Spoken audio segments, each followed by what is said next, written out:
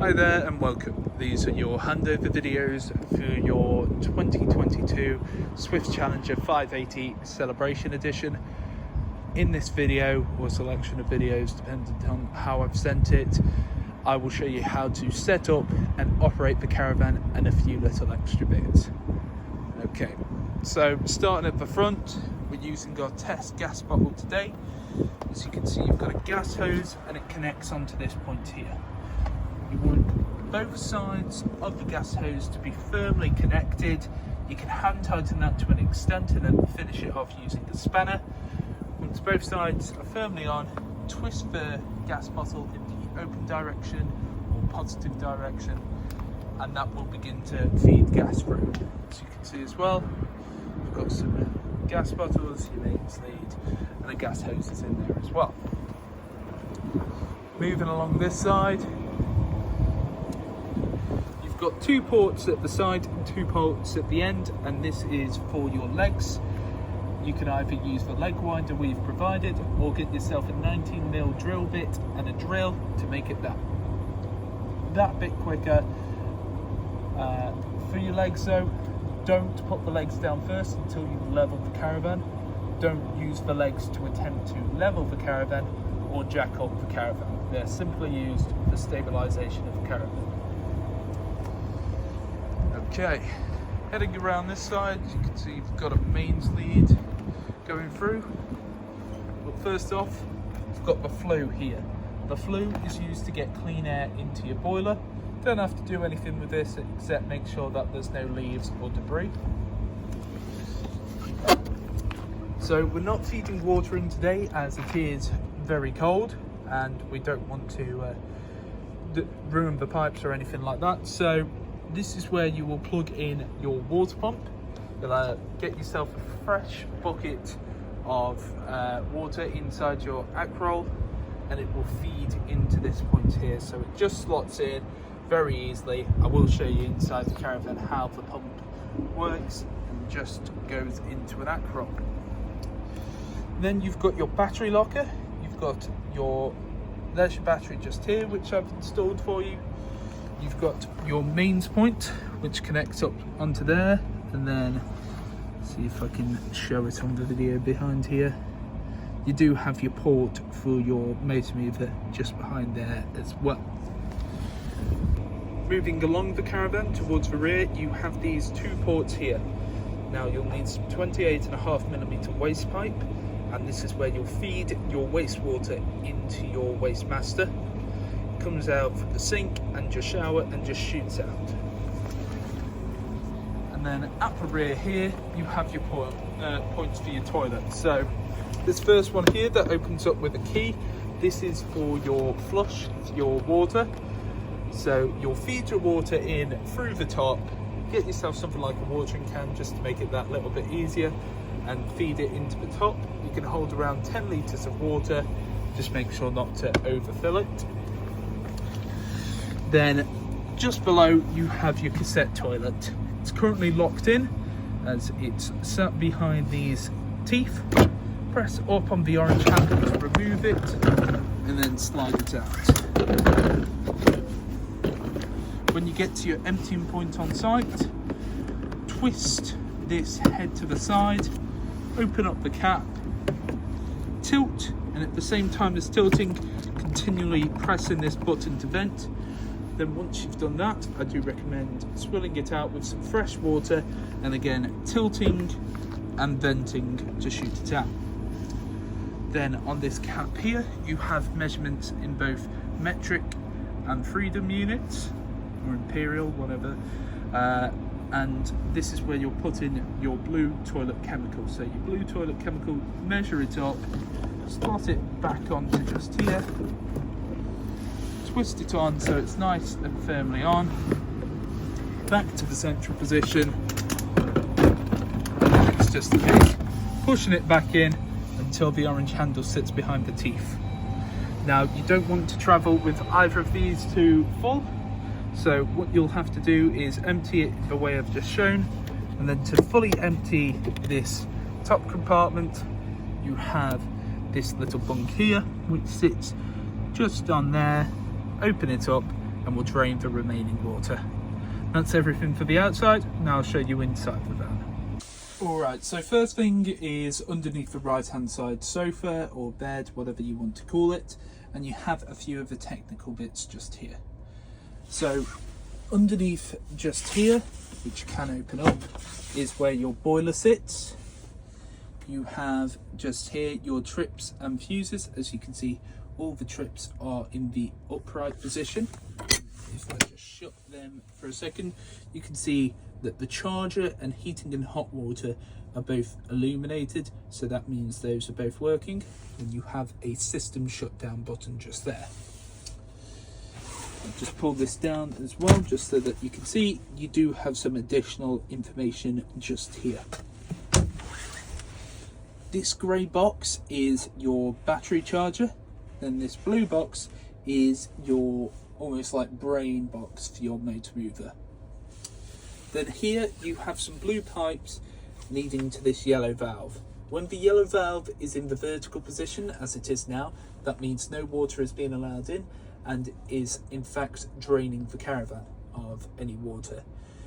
Have it like this between November and March so that your pipes don't freeze, especially when you're not using it. When you do use it, you'll want the yellow valve to just be flicked over. It can be either way in the horizontal position. That will allow water to flow through the caravan, allowing you to get hot water to your sinks and your showers and operate as it should do.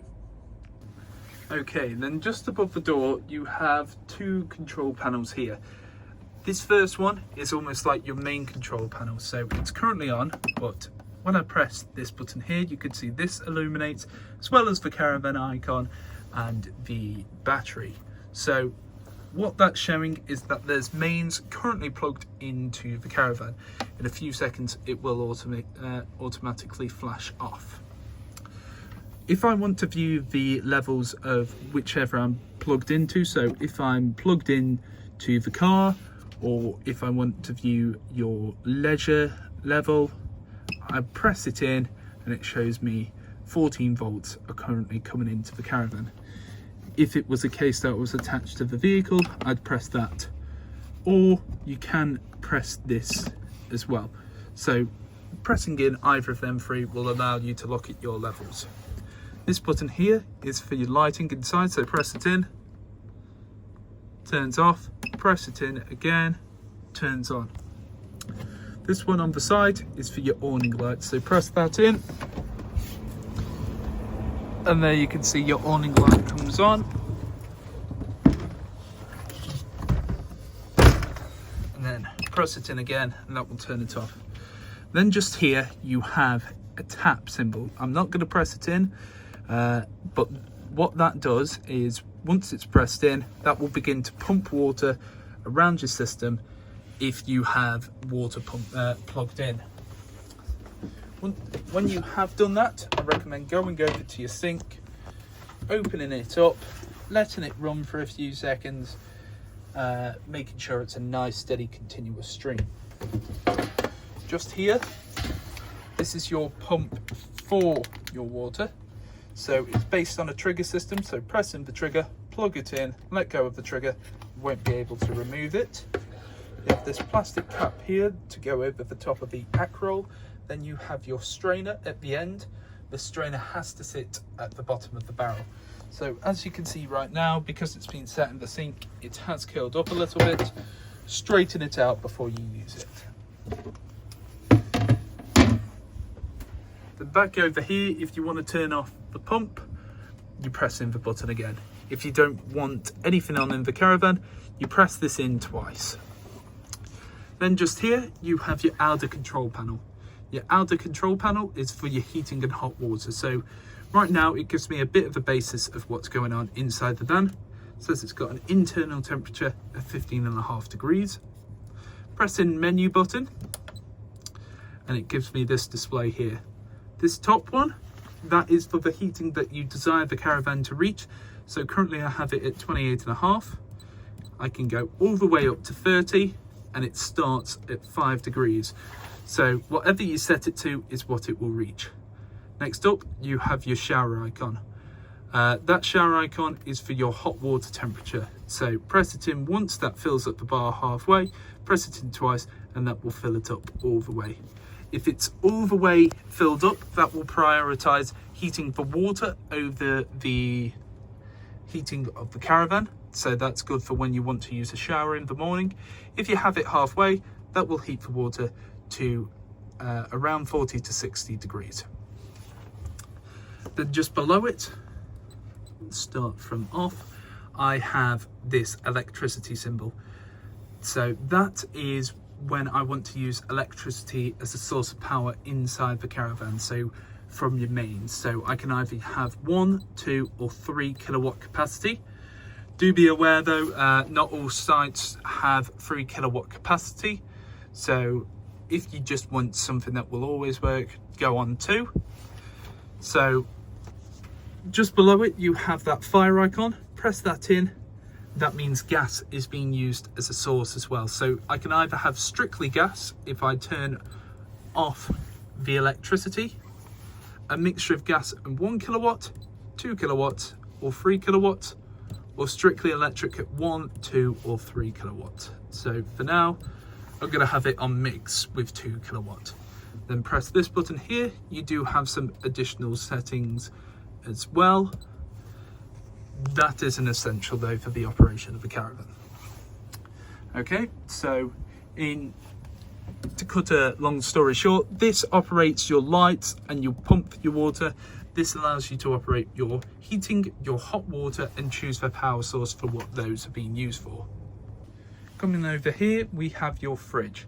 So your fridge has the choice of 3 options to allow it to chill. So to turn it on, press in on this button here.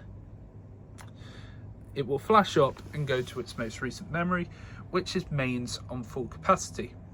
If I want to change the selection for the mode, I press in on this button here, which says mode. Press it in once, goes to auto.